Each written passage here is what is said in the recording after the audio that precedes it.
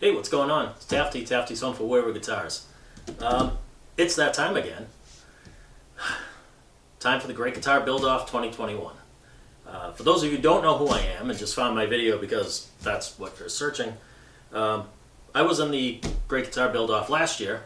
I built that and made it into Ben's Top 30. So here I am again this year because, you know, I like the abuse. And I've got a new design. Come on back.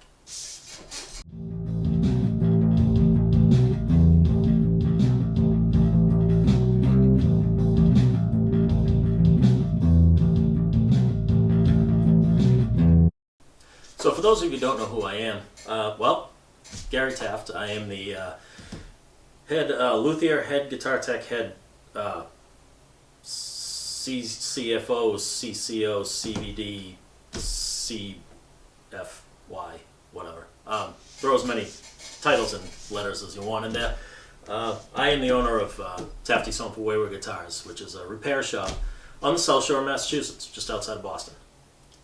So you notice that I've changed out guitars in back of me. This guitar is one that I designed a few years ago. But I always kind of thought it could be more. It never really ended up being the guitar that I thought it could. I made a lot of design mistakes. I was young and foolish. So yeah, in this video we're going to check out my design. I've kind of gone through that here already, and I'll just, you know, shoot you over to the bench cam and kind of show you what's going on there. It's, of course I always do reserve the right to change my mind completely.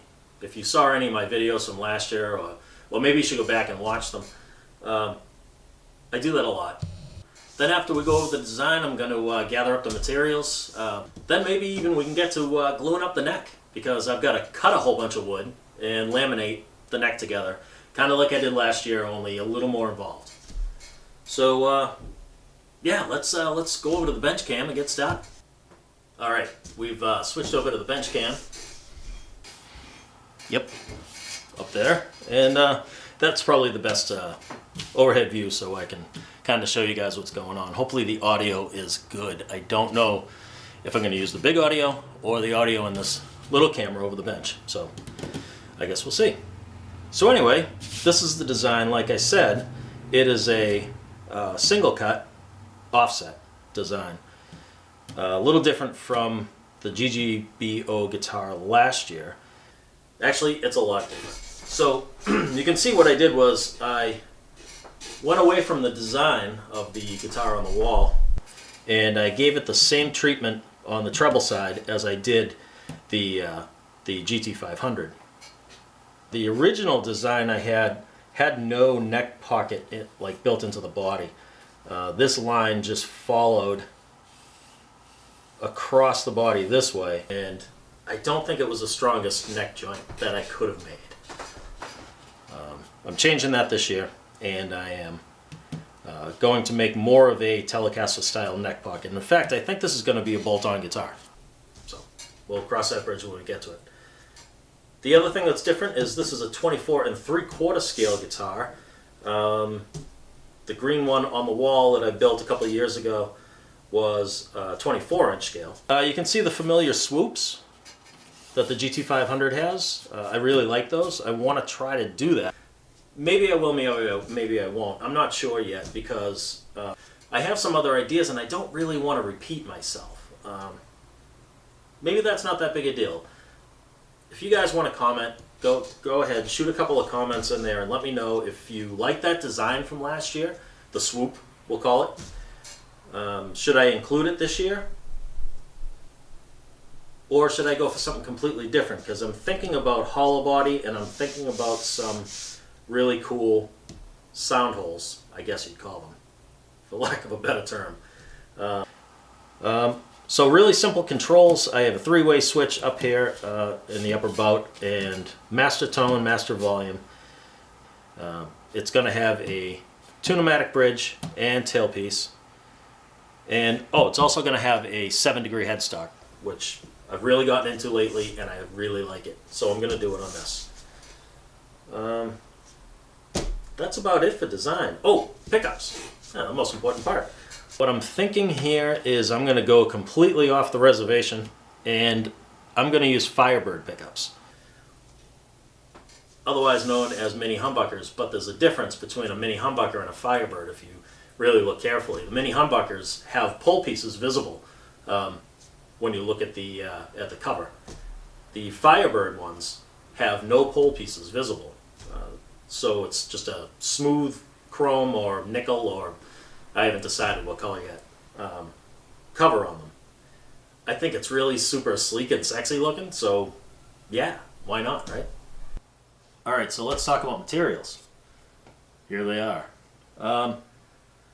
So those are neck blanks. Let's talk about those in a second. Let me know what you guys think.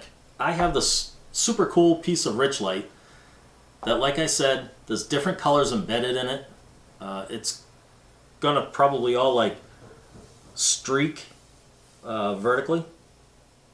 Alright, depends on which way you're holding it. All those colors are going to streak along the fretboard. It's going to look really cool, but it is Richlite, and I know that a lot of people are down on that. So let me know what you guys think. I'm not totally sold on using it yet. So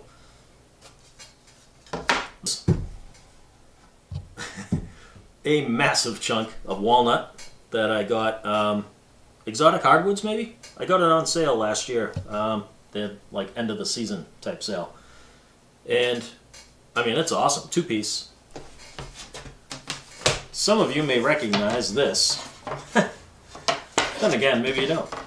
This came from Kimball Hardwoods, and Big D did a giveaway a while back where he gave away, I think, 3 or 4 sets of these. I won this by coming up with the best Yo Mama joke. Hey, it was a good enough joke to win this awesome top. So I'm excited to use this. So, figure maple top. I mean, let me try to bring this in because you guys really need to see this. Well, my camera's going to go crazy for a second here, but take a look at that. Right? Oop, come on, focus. There we go. So, the rest of what I have here. Oh, let me move this out of the way. Is what I'm going to put together for the neck blank. So what I'm going to do with these, and I'll show you guys why.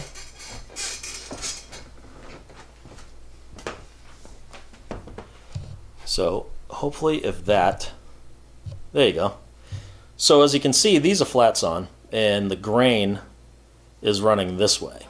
So as the neck would be sitting on the guitar, the grain would be headed in that direction, which isn't bad. I mean, that's, you know, 1,000 necks are built that way a day.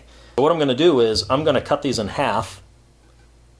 Then I'm going to stand them, well, these are 3 inches wide, I should mention. I'm going to cut them in half, and I'm going to stand them up this way and laminate them to each other. Come on. Whoop, there we go. There we go. I'm going to stand them up, and I'm going to laminate them to each other with some other contrasting woods in between. You know the drill. And yeah, then it'll be vertical grain, which is what I prefer. So my dilemma with the Richlite is, of course, well, it's Richlite. And there's a lot of bad karma about that because, you know, Gibson and Martin didn't really build their best guitars when they were using this stuff. But I want to know what you guys think. Let me know. Should I use it, or should I go for some other kind of traditional wood? I really want to see what it looks like. I do. I want to see the streakiness of it with the different colors. Like I said, this one is chocolate, brown, and red stone. So there's 3 different colors mixed up in this thing. I'm curious. I'm sure you guys are too. And hey, before we get around to slicing and dicing this neck and then, you know, putting it back together, because that makes sense, I want to remind you guys that I do have a Teespring store, and that I do have merchandise on there, and it'll be really cool if you could maybe jump over there and, you buy a t-shirt or a coffee mug or a sticker or something cool, and it helps support the channel. I really appreciate it if you do. Thank you so much. And you can also support me by liking, subscribing, and sharing the video. So yeah, let's get to messing with this. All right, so here we are again at the table saw. Now, if I had finally gotten myself a nice enough bandsaw to be able to do this, then that's what I'd be using. Unfortunately, I don't. I still have the mighty Ryobi, don't worry. It does as much as it can for the shop, but yeah, I need a bandsaw. Hey, but I'm going to use this.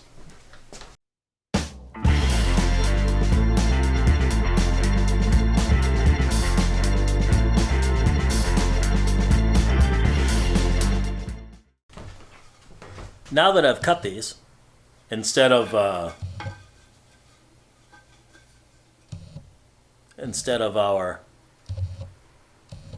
let's call it horizontal grain of our neck blank, now they're going to go this way. And look at that. I said look at that. Look at that.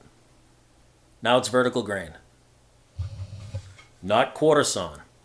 If there's any confusion as to what, if you have any confusion as to what quarter sawn is compared to vertical grain, go watch the Texas Toast video, Have a Beer with Uncle Matt, about that exact subject. It cleared up a lot of things for me. It can clear up a lot of things for you.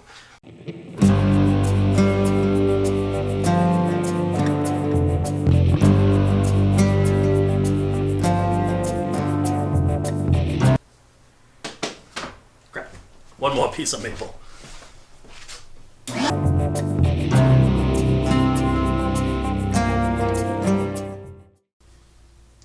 All right, another slight change of plans. By increasing the number of laminates in between, I am able to just use 2 of the big pieces of walnut in order to make the blank wide enough to take my my neck template. So I think that's what we're going to do. And I found out why these were on sale, by the way. These pieces of walnut on the outside, the actual 1-inch fender blank, they're not actually long enough to make a 25.5-inch scale neck. Yeah. So, I mean, they are a fraction too short. So yeah, that's the reason I had to go with a 24 3/4 scale.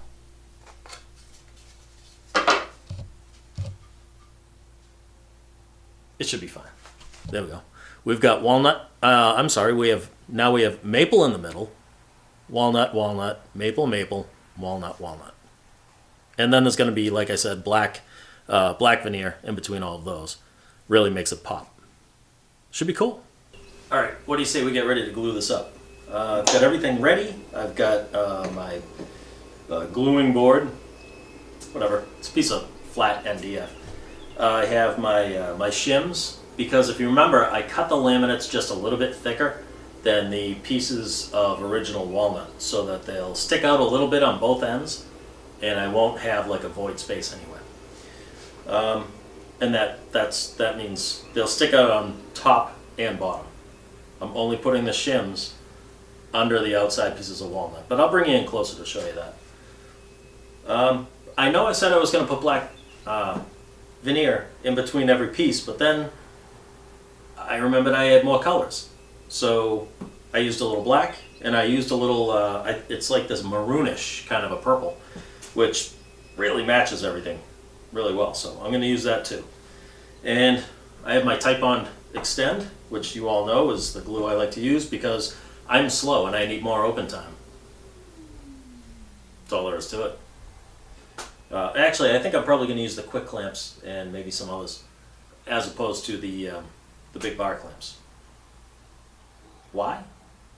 Oh, I thought it'd be cool. All right, let me get you in closer and we'll do this.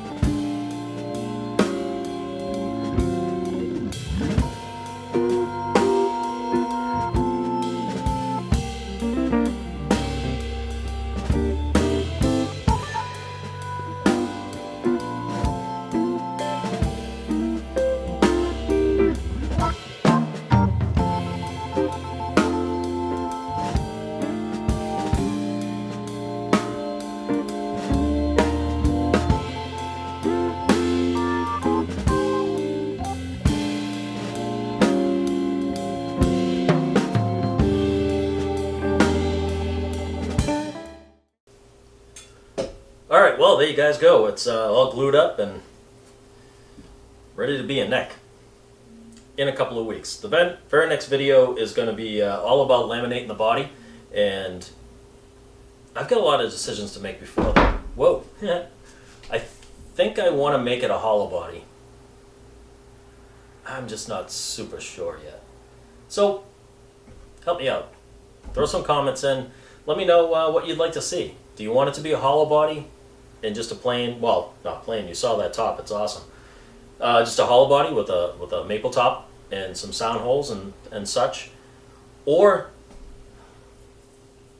do you want me to incorporate the swoosh from the GT500 into that top, as well as some really cool carves? Because I love cool carves. So, yeah, let me know. And we'll make this decision together, I guess.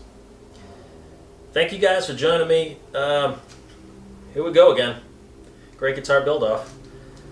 I'd appreciate it if you could subscribe if you're new and you're just checking out these videos from everybody. That's wicked cool. Also, if you could like and share, you know, show your friends. You could make a drinking game. Every time that I say or like or some foolish Boston accented thing, yeah, then drink. Ooh, yeah, that's worth too.